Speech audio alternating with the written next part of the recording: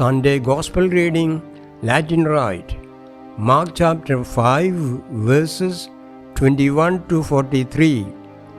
When Jesus had crossed again in the boat to the other side, a great crowd gathered around him, and he was by the lake. Then one of the leaders of the synagogue named Jairus came, and when he saw him, fell at his feet and begged him repeatedly, "My little daughter is at the point of death. Come and lay your hands on her, so that she may be made well and live."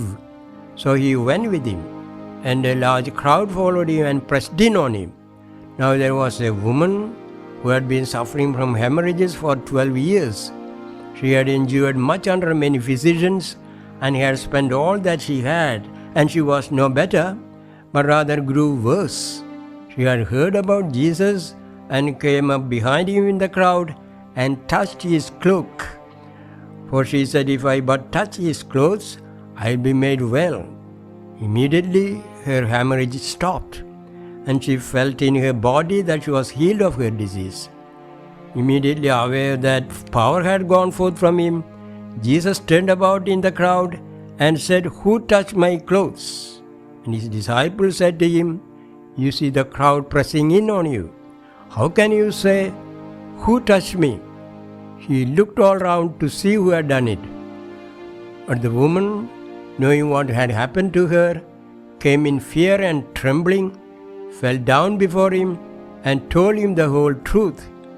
He said to her, "Daughter, your faith has made you well.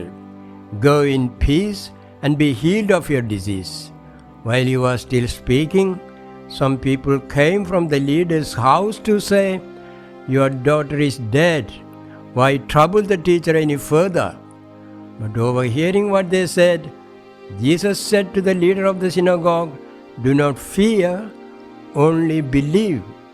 He allowed no one to follow him except Peter, James, and John, the brother of James. When they came to the house of the leader of the synagogue, he saw commotion, people weeping and wailing loudly. When he had entered, he said to them, "Why do you make a commotion and weep? The child is not dead, but sleeping." And they laughed at him.